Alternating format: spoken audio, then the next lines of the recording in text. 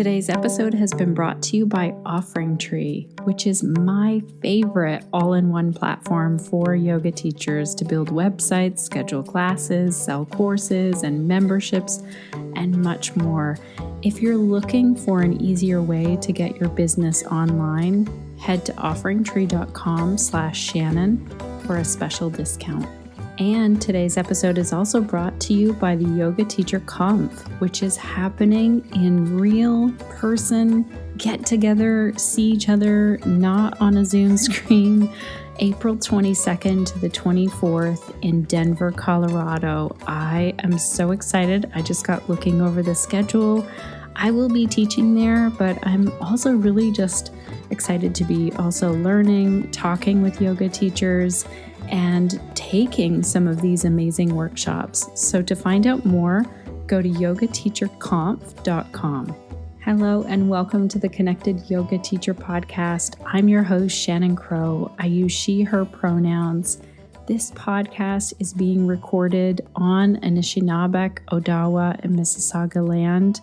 And personally, I'm learning more about how the indigenous people of Turtle Island lived here and cared for this land well before my ancestors came here. I'm also a mom of three, a yoga teacher, podcaster, and founder of Pelvic Health Professionals. This podcast was created for you so that each and every week you are connected to the information and inspiration that will support you as you build your unique yoga business. And a special bonus for today's episode is that we have 3 books to give away. I'll be talking about that more in the episode. But first, let's dive into a random fact about me. I've been sharing these on the podcast, and this actually just happened today. First of all, before I get into the little story that I want to share, I want to give a shout out to Sage, my daughter. It's her birthday today. If you're listening live, happy birthday, Sage. She doesn't listen to the podcast, but still, I'm going to wish her a happy birthday. She's turning 17 today. And in true 17-year-old fashion, she has moments where she's very truthful and it's a good laugh in our house. And one of those moments happened today where she turned to me and she said, "Mom, you're not like other people. Normal people are watching TV right now. Instead, you are shining a flashlight all over in this kitchen right now, looking for bugs to feed to your pet praying mantis." Let me just tell you that she's not wrong. She was pointing out the obvious, and what happened is when I brought all of my plants in from our patio and the deck from the summer, I brought in some kind of a small praying mantis, a really tiny baby. And he's here, and I've been looking up how to feed him until it's spring when we can release him back out into the wild. Right now it is snowy and cold, and he just thought it was spring because he was in a warm place. Well, lo and behold, he's in our house. And I have been researching, and he's doing really well. My daughter was horrified today that he molted. This is the thing that praying mantises do.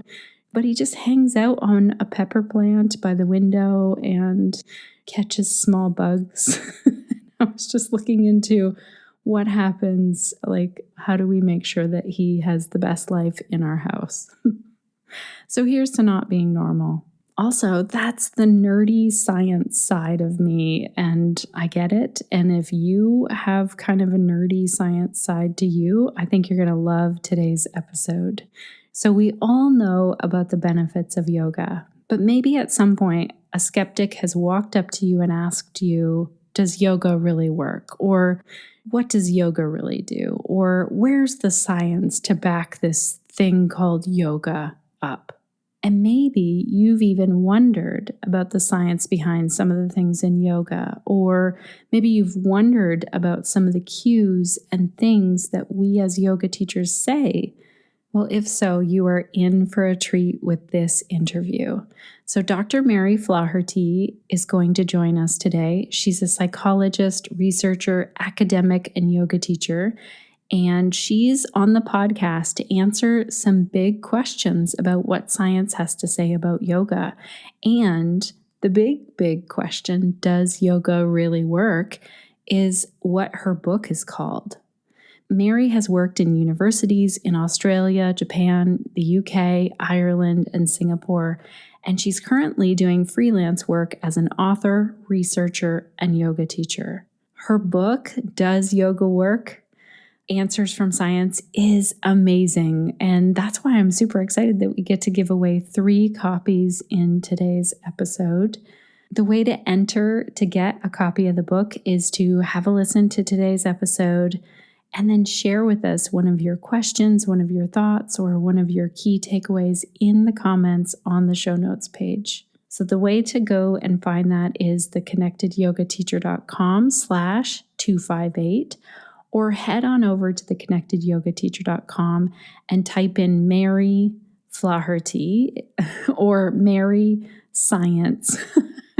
That's not Mary's last name. It's just that our search engine on our website is really good and it will find it for you. So today we really dig into some important questions that we've all probably thought of at some point as yoga teachers. Mary answers questions like, do twists really release toxins? Does yoga help with menopause? Can we go upside down during menstruation? Does yoga help with fertility? Does yoga work? What research papers are there on yoga? Also, how do we know if the science is legit? And how does yoga impact our emotions and our hormones? And we covered many more things in this interview. Mary has studied, sifted through, covered thousands of research papers on yoga, and she draws on this wealth of information to answer your questions, including whether the style of yoga you're doing matters when it comes to the research.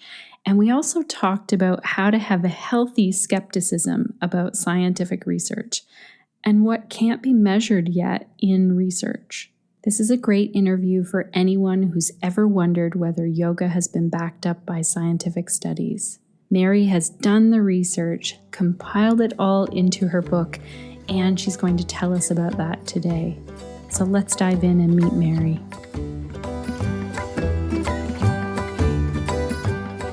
Welcome to the Connected Yoga Teacher podcast, Mary. It's great to have you here today. Thank you so much, Shannon. I really appreciate it. It's a privilege and I appreciate the opportunity.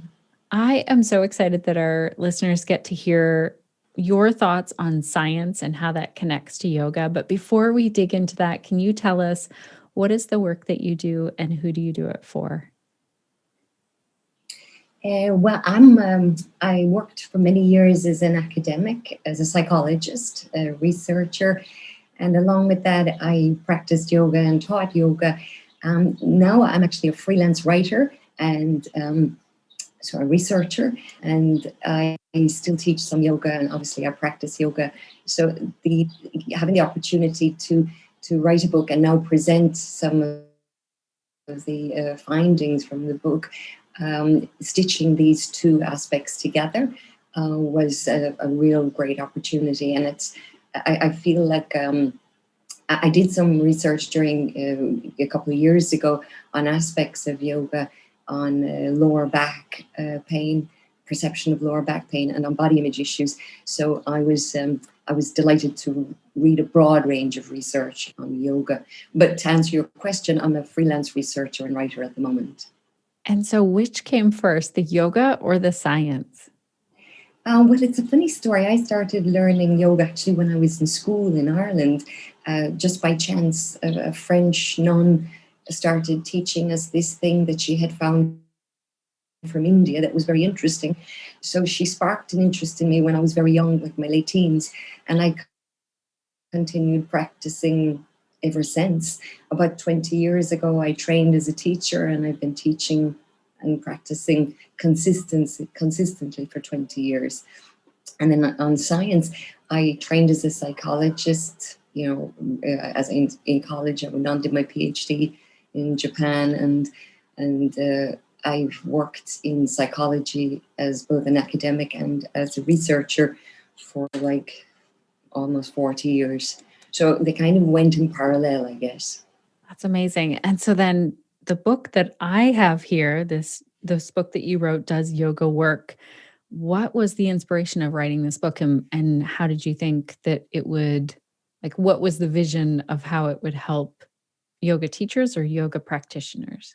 Well, there's two parts. One was curiosity, primarily curiosity, because I was experiencing very severe menopausal symptoms. And I just read and I'd known that, postures like Baddha Konasana and Upavishta Konasana were known to help with relieving symptoms in menopause, but they weren't helping me. And I began to think, I wonder are the claims that I tell students and myself, like twists, sort of releasing toxins from the body and other things that I had said myself to students. And I wondered, were they actually true? So that was one motivation. That was my main motivation. I began to think, well, maybe I'll start reading the research on yoga and see if the claims that I've believed and read or believed and told people over the years, if they were true. And then secondly, I think it was, I couldn't find any book that covered in detail the scientific findings on yoga, which are immense. So they were my two motivators, primarily curiosity. That's amazing. And so then what were your findings about all of the things that you were hearing? Like, were there some that were true and some that were false? What was like the overall answer of does yoga work? Well, the overall answer is very positive. It certainly works. I should say, first of all, what really surprised me was just how much research has been done on yoga, a tremendous amount of research. And from a lot of different disciplines, from immunology through people who are experts in cardiac care, diabetes, through to psychologists working with trauma, in depression. So it was a big, broad range, and there was so much research. It overwhelmed me. I mean, Shannon, I read well over 1,000 papers, original research papers, and also they were published in really good journals. So the science is very good. I mean, journals like the Lancet, the Journal of the American Medical Association, and lots of really good journals were publishing on yoga. And I was also surprised that the majority of the papers were published in the last probably 10 years. So as we see yoga getting more popular, I also saw that the research was just flooding. And a lot of this research was funded, by very well recognized medical associations. But as far as the findings are overwhelming. Everything from back pain, relieving back pain, improving strength and flexibility and balance throughout the lifespan, not just when we're young and healthy, but also in the older population, slowing the aging process, right through to enhancing body awareness. It was helpful with eating disorders, improving cardiac care, asthma, inflammation. The range was huge. And what surprised me was that the way that the research was presented, it wasn't just tests on, like psychological measures or measures like like balance from subjective measures, but also physiological measures, like at a molecular level, at a cellular level. We could see changes in hormones all towards the positive. So these really, really surprised me. Even at a society level, I began to think, oh my God, scientific research shows that yoga is not just good for us as individuals, but at the broader level for society.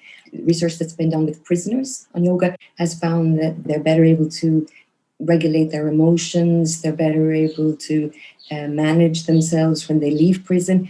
Even, they even are less likely to reoffend. So that's tremendous. The research on pregnancy, on prenatal yoga is very strong. Women who do prenatal yoga are they have less labor pain, which is wonderful news. Less labor pain, fewer cesareans. Although when I say fewer cesareans, that's based on one study that was done in Iran. They have less depression, less anxiety, less back pain, less leg pain.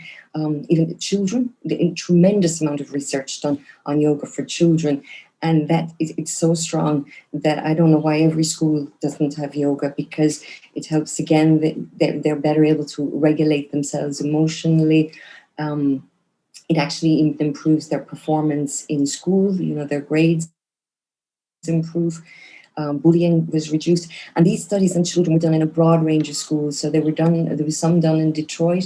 They were done in various socioeconomic settings. So right across the board, it helped the kids. It helped them to study. It gave them better concentration.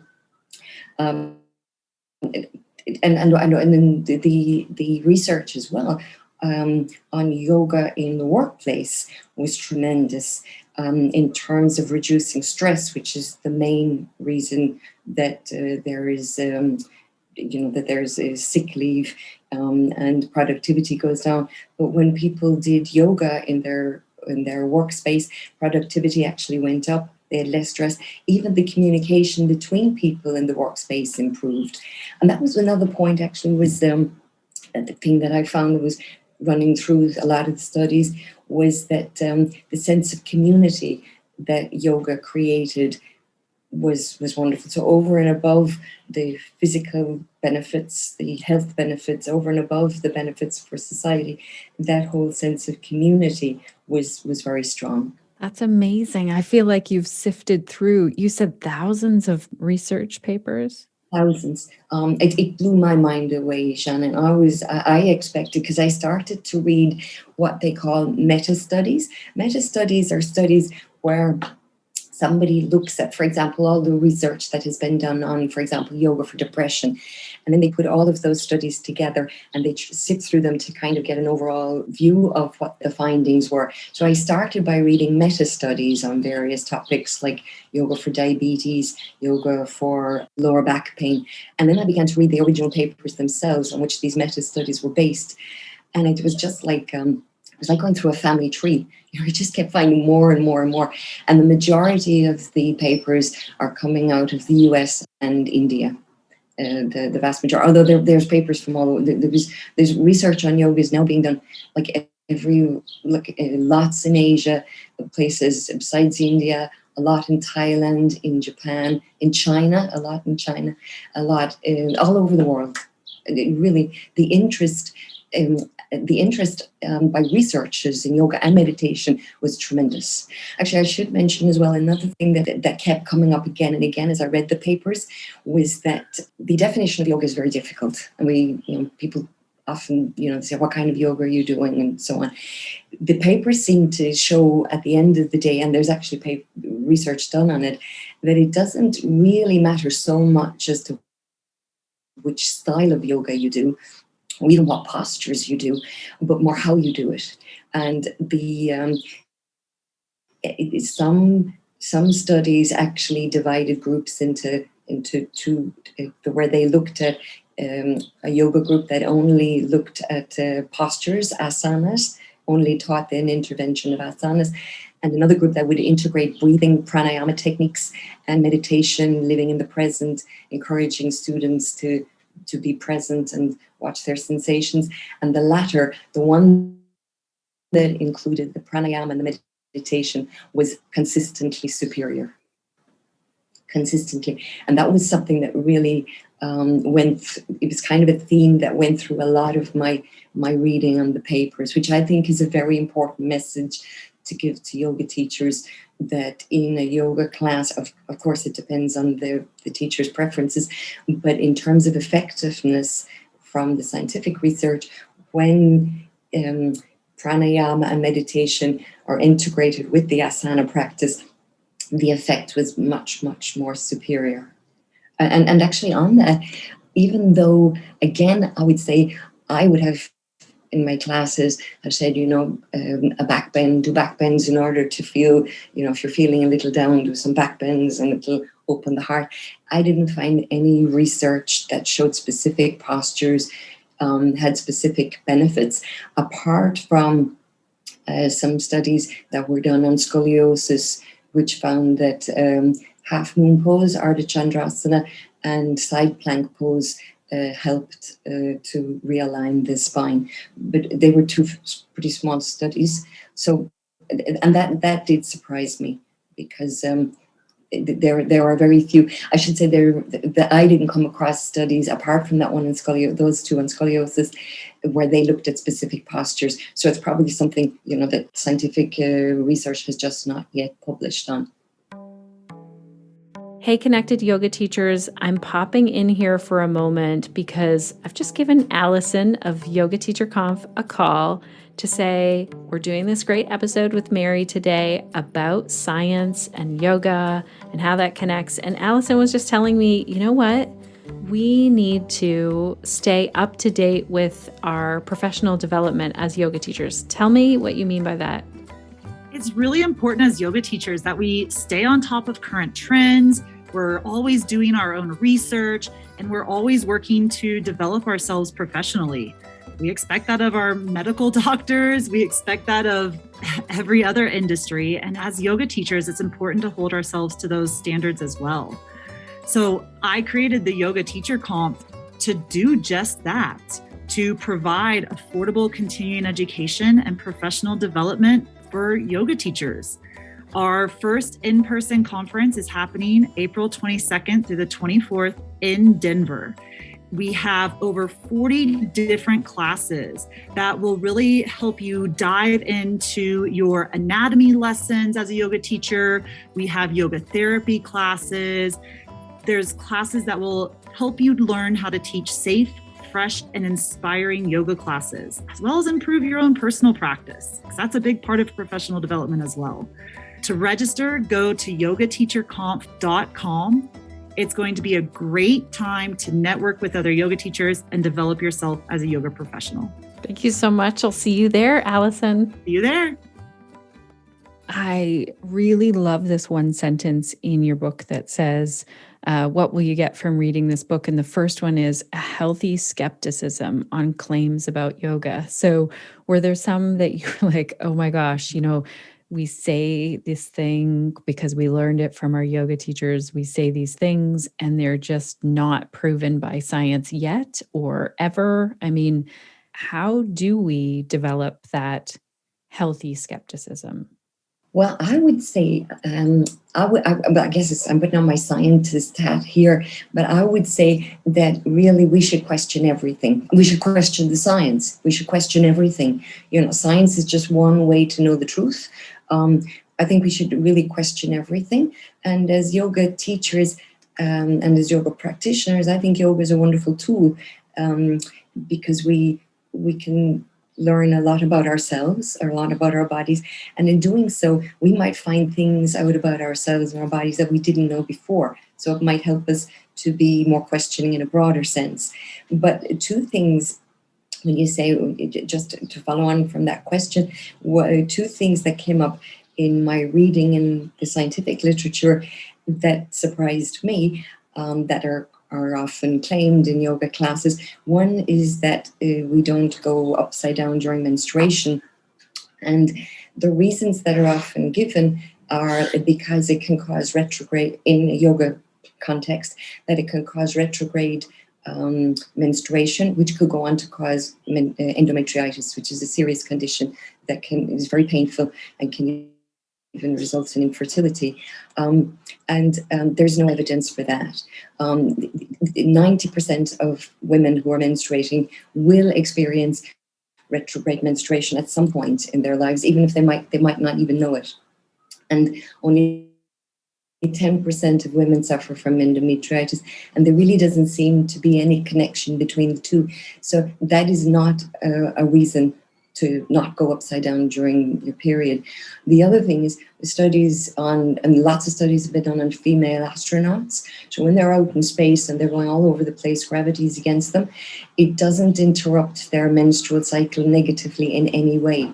So it looks like there is no reason not to go upside down from a scientific viewpoint during one's period. However, sometimes, depending on the lineage that we come from, we may have been taught that it can interrupt the apana energy, and science simply does not have tools to study apana energy. So on that front, we have no, from a scientific viewpoint, we have no evidence for or against. So that was one point. The other one actually was there is no evidence to show that yoga helps with fertility. And I mean, I had read lots of articles in popular literature that, for specific postures would help fertility and whatnot. There is no evidence scientifically whatsoever, as yet. I would say as yet, because science is always an ongoing thing. But it does, lots to show that it reduces depression, anxiety, and stress. Lots of very strong research, and there is certainly a strong connection between stress and anxiety and fertility. So in that front, there is an indirect connection, but there is no evidence directly to say that scientific evidence to show that yoga can help with fertility. So there were two things that I'd been kind of saying for years, and now I have to undo it in my head. And yourself, when you've heard something for years, it's hard to undo it, because it's kind of almost so familiar that you have to think twice before you think, that's not exactly, there's no evidence on that. Yeah, I like this so much. I like that you're saying question everything, question the yoga and what we've been told, and then also question the science. And how you just pointed out, that's a great example of the fertility of, we know that fertility studies have been done to say if we decrease someone's stress level, the fertility is affected by that, but there's no direct study. That's such a good example. But having said that, I mean, I should also acknowledge that I wouldn't have been able to write this book, firstly, with all the wonderful science that the scientists have done, all over the world.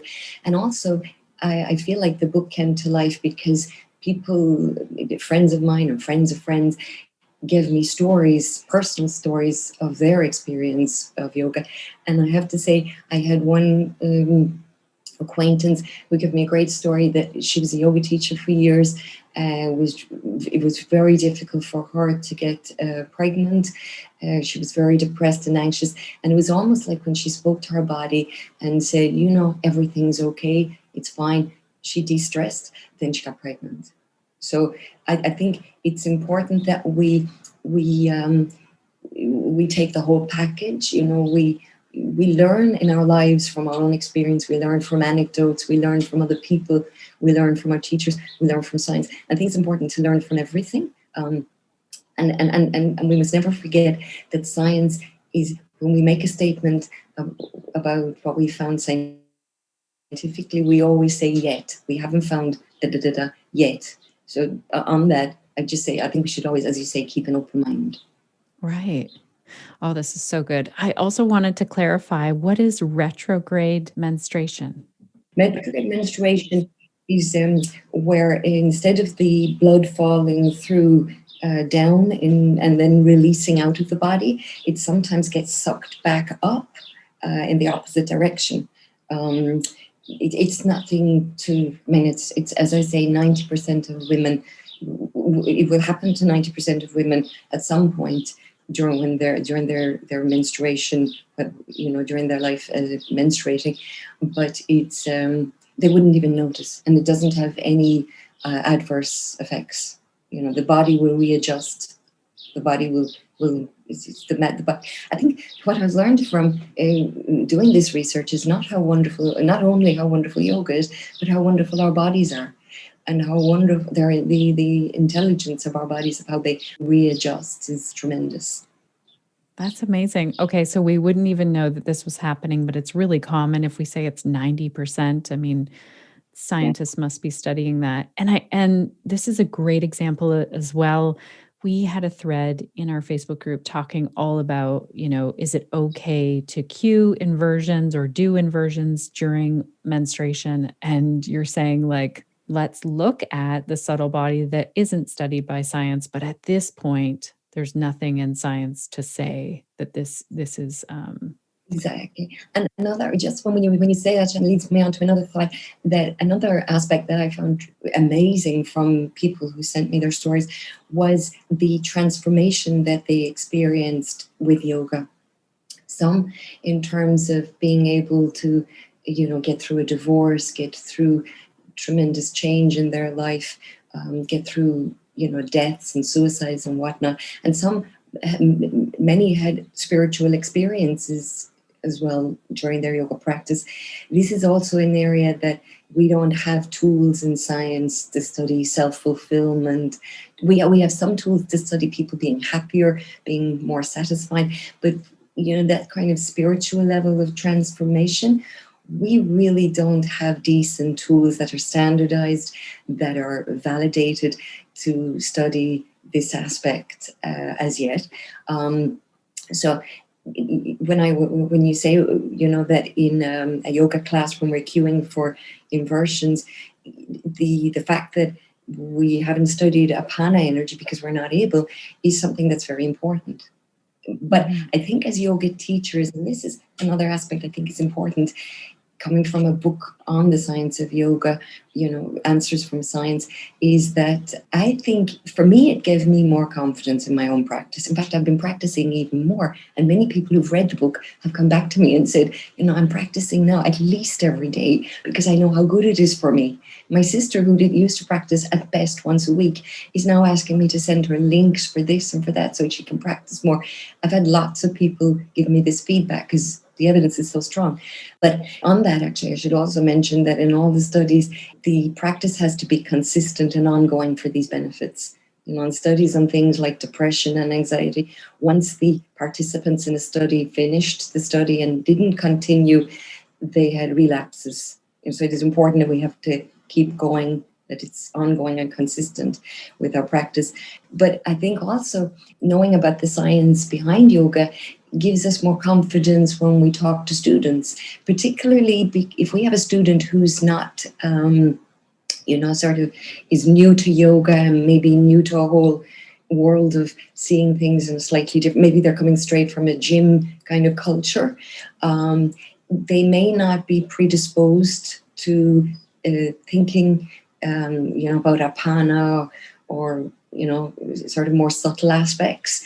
And I think it's very useful for yoga teachers to have that knowledge that the science shows that it does this, this, and this. In fact, on that one, I have a funny story. I remember one time I was teaching a yoga class in the countryside in Ireland, and I finished the class, a course, I should say, and I used to finish every class with an Om, and I had one student at the end of the course come to me and she said, I really like this stuff, but I hate that Om at the end because I feel it's kind of religious and that's really kind of against my beliefs. And I actually at the time apologized to her because I thought, well, we have to be culturally appropriate and culturally sensitive. But since then, I've read so much research on pranayama and the extended Om that we often do at the end of a class. And it has tremendous respiratory benefits to help our breathing mechanism be more efficient. I thought, well, if I'd known that then, I could have told that student and it could have been more culturally appropriate for her understanding. So, I think being culturally appropriate is really important for us as yoga teachers because, obviously, there is great diversity. We need to be both sensitive and compassionate and hoping that we can serve everybody as best we can, obviously. Yeah.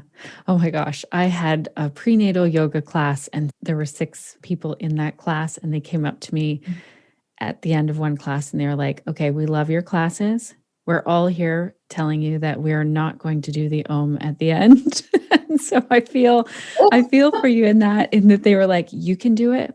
Yes. We are not going to join in. And it was so, I was like, okay, all right. And we did vocal toning in different ways in that class, but how empowering when you know the research to it and you can say, okay, like I respect, you coming to voice this discomfort. And also, did you know, that's great. Connected Yoga Teachers, I'm popping in here for a moment to ask you a question. Have you ever reached out to a customer support team and felt like no one was listening to you? I know the feeling. It can be very frustrating, especially if there's a problem with the technology and it's affecting your business. And I want to tell you that this is why we have connected with Offering Tree. Their customer support is amazing.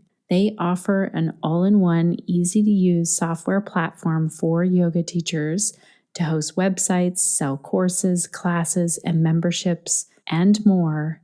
And most importantly, they actually listen. I'm always sharing feedback with the team, questions that I have about the offerings that I'm putting up online and how I'm personally using the platform, but also questions from other yoga teachers. And I am so impressed by their quick response, the way they add features that are being asked for, and their amazing support group, their amazing Facebook support group that anyone can join. I'll make sure to link to that in our show notes. And also, if you're thinking about checking out Offering Tree, make sure to use our discount code. It's offeringtree.com/Shannon. Now let's get back to our interview with Mary. I love how you've organized things in the book as well. Great. Thank you. I love charts and I love graphics to go along with it. Did you do the graphics? I did, because my real passion is drawing cartoons, actually, Shannon. Oh my I did, gosh. believe it or not, I did actually think, although the papers, there was so much in them, I did think of doing even more cartoons, but I thought, no, there won't be space. And I wanted to get the essence. I guess having written research papers for, sort of scientific journals over so many years myself, which, to be honest, are pretty boring.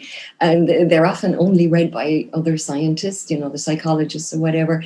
I really wanted to make this book accessible to everybody. So when I wrote it, I was very aware that they didn't need to have a scientific background. If anybody's interested in reading the original papers, I've got all the original papers at the back of the book, so they can, sort of go back and look at all the statistics and whatnot. But the average person wants to know the knowledge in a digestible fashion. I hope I didn't make it too simple, because there's a lot of really fantastic science there, but I think I made it digestible enough. I've had a lot of feedback. People said that, it's easy to read. So that for me is very important, because it means that it's more likely then that the message can get out there, really, of just how much that really we can be confident that this is a really good path that we've chosen to practice and teach.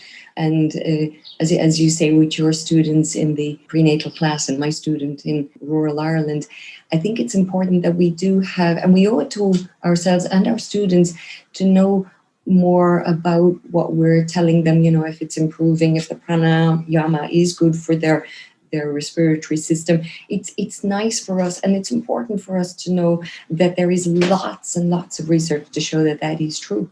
And it's, the research on respiratory function is tremendous. And back to the point that people with COPD, they found, because a lot of people with COPD, they find it hard to move when they gave them just classes only in pranayama. So they were probably doing quite a few ohms and other such things. They had tremendous respiratory benefits, even if they didn't do the asanas, the postures, which I thought was great. Yeah. So it just shows it's a really rounded system, that yoga is a really rounded system in every, in terms of not just asanas, meditation or mindfulness or relaxation and breathing, but also the the other limbs of yoga, the yamas, the niyamas, and so on. Giving somebody, particularly I think nowadays, giving somebody a sort of a moral compass and a ritual, actually, is a great service to people, because our society now is we are overstimulated. I think we're all sort of hyperactive because the stimulation is so much. It's really wonderful to have a sort of a rock that has so much to offer, like yoga, and certainly the research supports that. Yeah. Wow. Well, I think it's so well done. I love that you have, condensed it in a way where you've sifted through all of the information. You've put it in the book. And then even you've done some, like, there's a chart in the book where, you put the condition there and then it's got like a rating out of 5 stars, if that's proven or not, the strength of evidence, and then where people can go back and find it in the book. And like you said, at the back of the book, you could dig in even further and find the original scientific papers. I just appreciate how you've laid it out. I think it does make it really accessible to everyone. And then people know where to look further. And you've touched on so many topics. I mean, was there ever a time when you were writing this where you were just like, why did I decide to do this? Or, wow, this is shocking? But to be honest, I think I kind of give myself a time frame because I get so excited about this stuff. I could be doing it forever. And I thought, no, I got to pull this together. I have to say, I thoroughly enjoyed reading the papers. I know it's very sad, but I like reading scientific papers. I've done it for so long.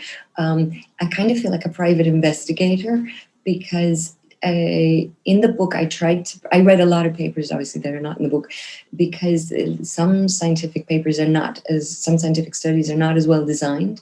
An acronym that comes up again in the book is RCT, which stands for a randomized controlled trial. And in simple terms, first of all, I should say this is kind of the gold standard in scientific studies.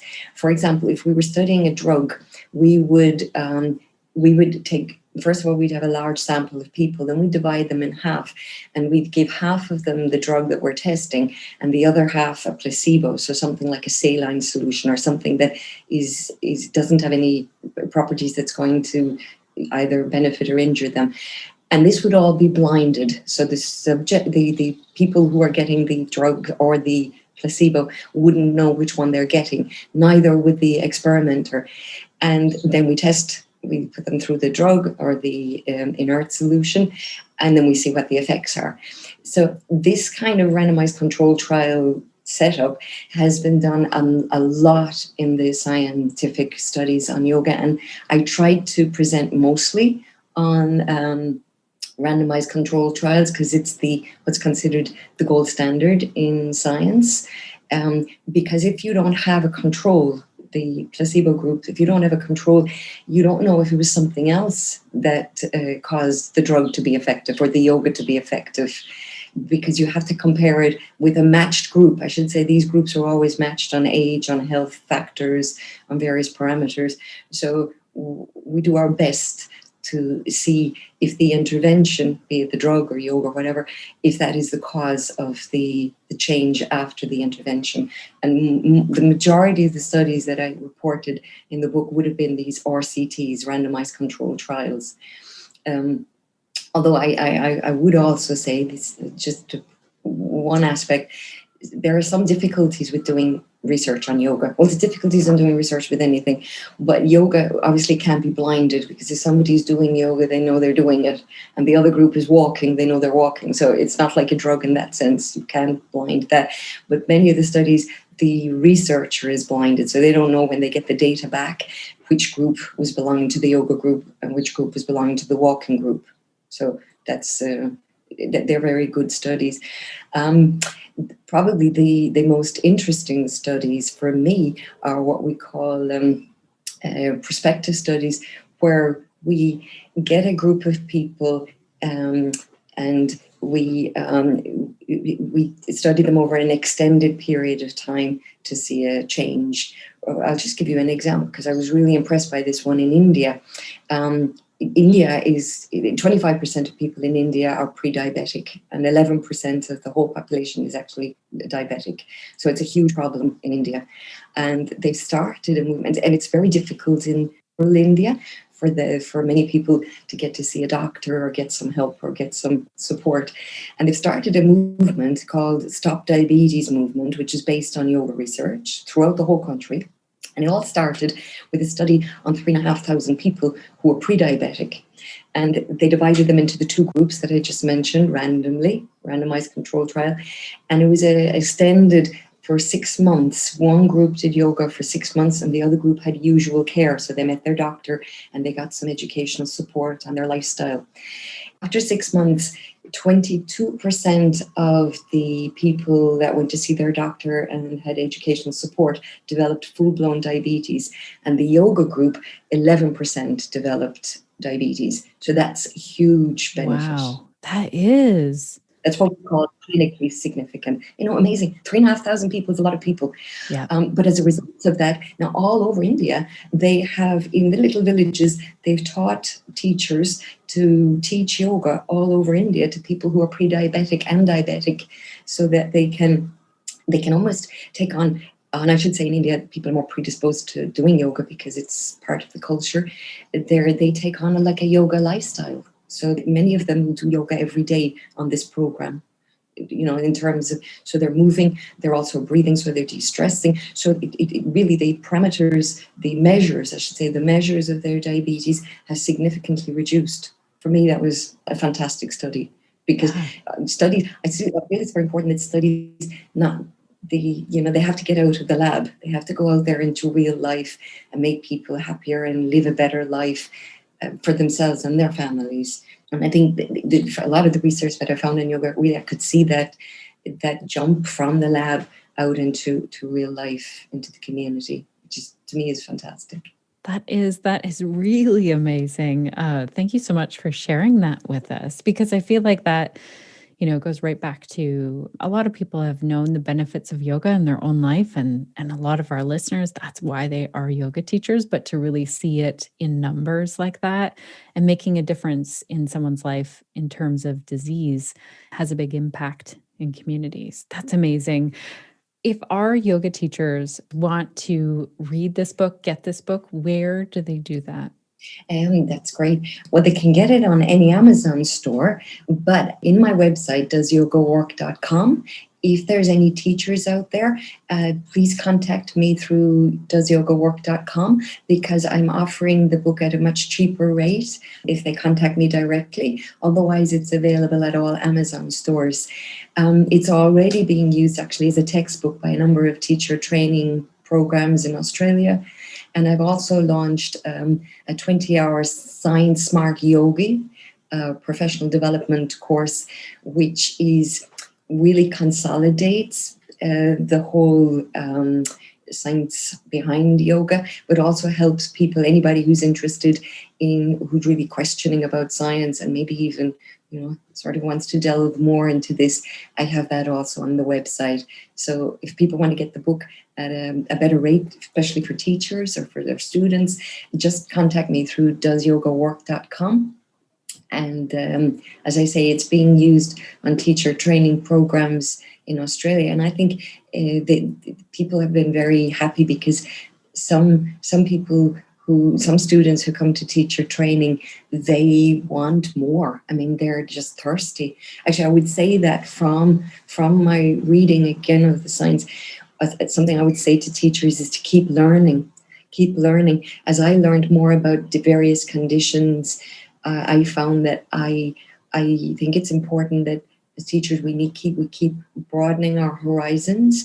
I mean, I'm thinking to do a development course. I'm sure they already are. Like Neil Pearson's Pain Care Aware course.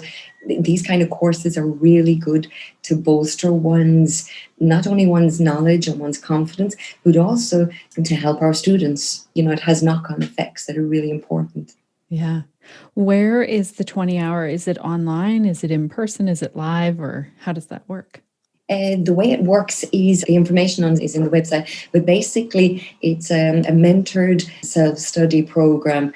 I had originally thought of doing some multiple choices, but to be honest, having been an academic and in education for years and actually studied how the memory works, I'm not a great fan of multiple choice questions myself in terms of remembering stuff. So half of it's based on very short little questions, which are all from the book.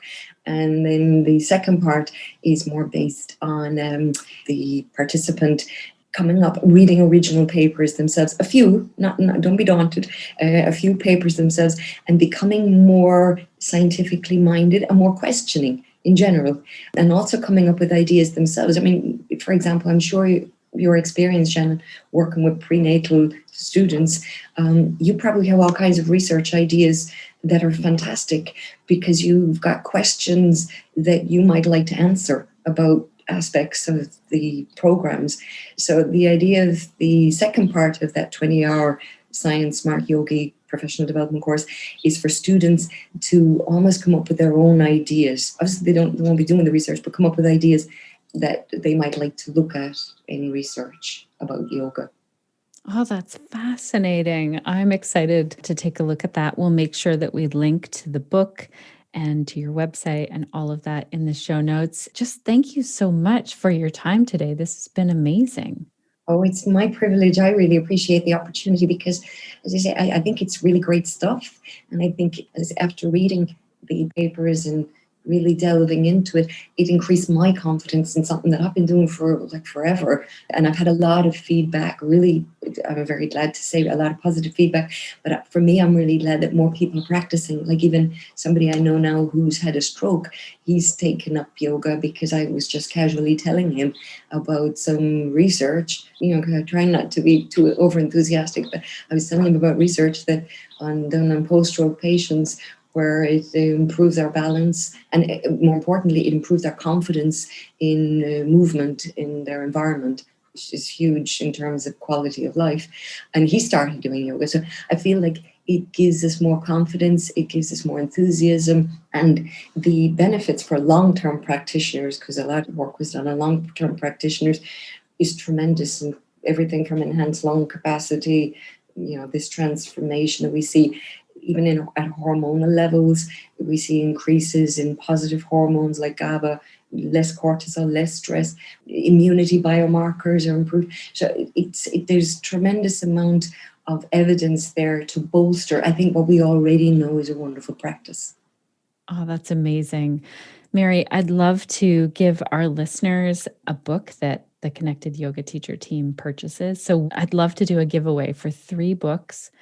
If our Connected Yoga teachers share a comment in our show notes, we'll link to that in the episode and I'll give a little more information. Is that okay with you? Fantastic. Yeah. That's great. I'd be delighted. As I say, I'm very enthusiastic about it because from my personal experience and people I've known, yoga has benefits that will benefit us throughout our lifespan, which is important.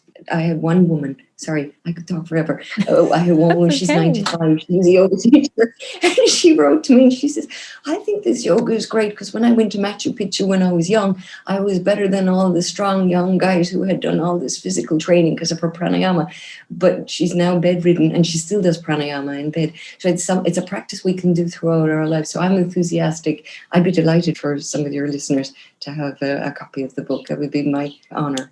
Oh, that's amazing. So I'd love our listeners to comment, like, what was one thing that you learned in today's episode? And then we'll do a draw and we'll let you know who the winners are that way. Fabulous. Yeah. Thank you so much, Mary. I really appreciate it. Lovely chatting with you. Take care now. Take care. Thank you so much again, Mary, for taking the time to really walk us through all of this exciting information about science and yoga and the questions that we have answered with science and the questions that remain unanswered right now with science. It really has gotten me excited, and it's really gotten me thinking about how we can learn more about the research. Oh, that is one thing that I wanted to let our Connected Yoga Teacher listeners know. If you would like to learn more from Mary, she's actually going to be coming into Pelvic Health Professionals, our membership site where yoga teachers and other professionals learn about pelvic health. And Mary's going to be talking with us about how to look at the research, specifically pelvic health research, but any research in general as well, how to look at it, how to discern if the research is valid, if it's research that we want to kind of hang our hat on and go by. I'm really excited about this. I feel like we have a lot to learn as yoga teachers on this topic, and I'm excited that Mary is going to help us with that. Also, remember, if you'd like to win one of Mary's books, make sure to comment in the show notes. That's over at theconnectedyogateacher.com/258. And I have 2 updates. The Spanish version of the book is now available on Amazon. Oh my gosh, I have the name of it here. Let's see how my Spanish is today. Oh my gosh, I don't think it's going to be very good, Connected Yoga Teachers. Let's try. I think it translates into function of yoga. Funciona el yoga, respuestas de la ciencia. I am sorry, Spanish speakers. Please feel free to check it out. I'm excited to hear that it is translated into Spanish. Also, Mary let us know that she is most available on Instagram now. So at Mary Does Yoga is where to connect with her. And I would love to hear from you, Connected Yoga Teachers. What questions came up for you as you were listening to today's episode? What thoughts, what ideas, what takeaways did you have?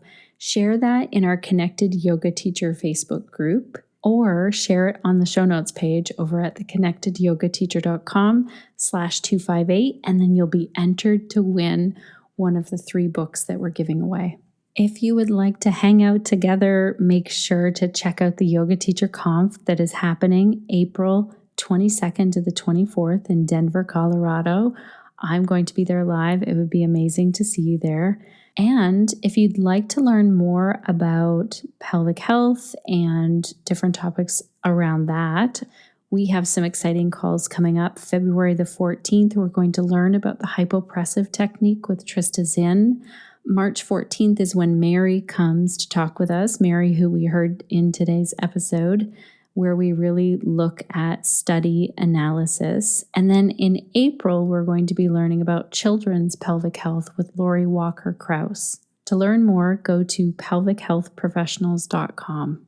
I had some key takeaways from today's episode that were really touched home with me around consistency of a yoga practice. And I was really thinking about myself as well as yoga students with that. And something that stuck with me is when Mary said how beneficial yoga is for children, and that if we knew how beneficial yoga was, we would be bringing it into each and every school. And that reminded me that we have a really amazing article and podcast interview. And so we're moving that up so that you can hear it next week, where Crunch, our show notes writer and article writer, resident writer, Crunch, is going to be talking with us about yoga in schools, and specifically a law in Alabama that was banning yoga in schools. So we're going to talk about that and all of the discussion that kind of came up in the Connected Yoga Teacher group. So if you're interested in that, make sure you're subscribed to the podcast. That will be here and ready for you next week. Alrighty, I am all wrapped up in a blanket scarf. Thank you to my great friend Denite with tea in hand. It is cold here, Connected Yoga Teachers, as I'm recording this, but those things are keeping me warm. I hope that you are warm, happy, safe, and well as you are listening. Thank you so much for hanging out here with me today. Thank you also to our entire team who makes the podcast possible. As we close out right now, I would like to ask you, what will you be doing this week to stay connected to yourself, your yoga practice, and to your community so that you can share the yoga that lights you up? And I love your name, Shannon, because Shannon is a very Irish name, actually. Yes, my mom I come from an Irish family, the McClellans, and so my mom named me Shannon and put a little shamrock on drew it at the hospital, yeah. Oh, how sweet. Oh, that's so sweet. Oh, that's Yeah. lovely. That's really well. Shamrock is always for good luck. So Yeah. that's a good start in life. That's right. Yeah. I need to get to Ireland sometime, though. I've never been yet, and I always think I need to go. Oh, have you not? Oh, No. it's really quite lovely. I recommend you go in the summer. Okay. The days are long and the sun shines, and in the winter the days are short, and often you don't see the sun for weeks. So you don't want that. Okay. And the West Coast is beautiful. All right. There we go.